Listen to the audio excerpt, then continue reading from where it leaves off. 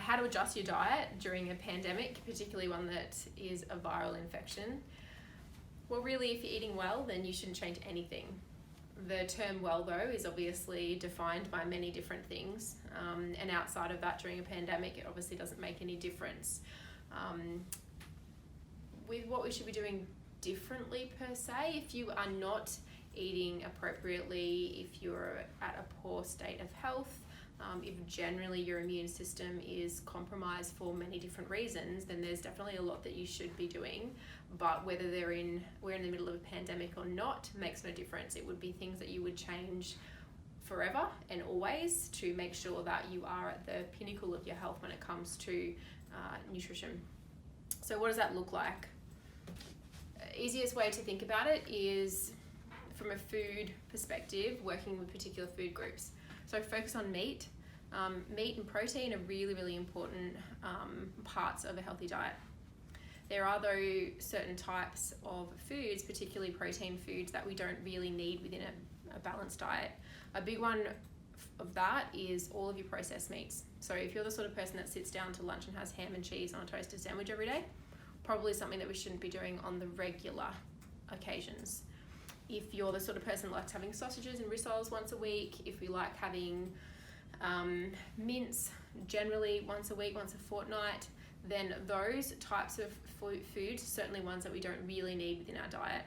If you're looking to optimize your health when it comes to your protein sources and your meat, you would be choosing ones that don't have additional things added to it. So a lot of those foods have salt and other preservatives added to them, which have a negative impact on your health, but also on your immune health.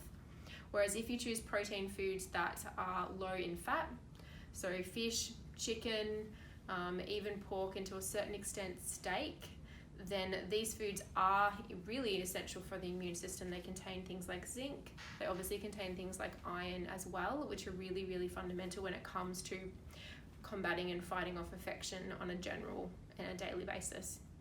So the types of meats you choose are really important.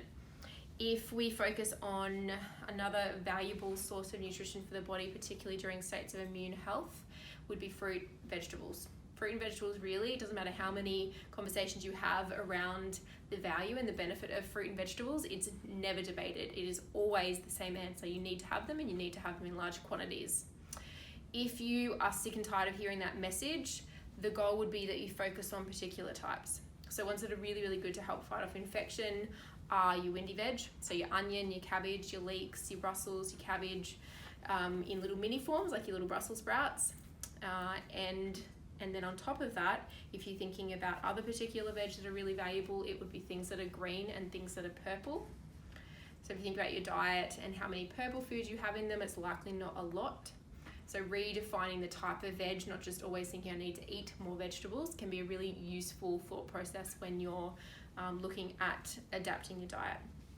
If you are not a big fruit eater, and I know coming into winter across the board in Australia, it can be hard to get nice tasting fruit, but you're wrong. The best time of the year for citrus is right now, and citrus have one of the highest amounts of vitamin C in them, so I would be definitely opting for those if you're struggling.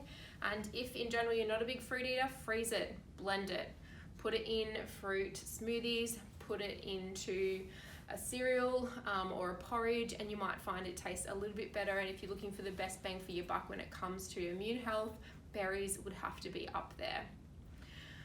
Finally, other changes that you should be making is on excess. So when we look at diets, we look at excess in terms of energy and also in terms of nutrients. Excess is not good for your weight.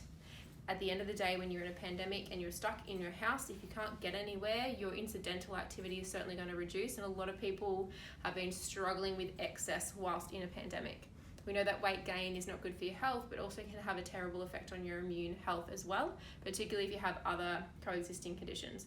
So if you find yourself grabbing too many snacks, it's likely not the ones that I talked about just before. So put a lid on those as much as possible and prevent that excess gain while you're sitting around by limiting what's available to you.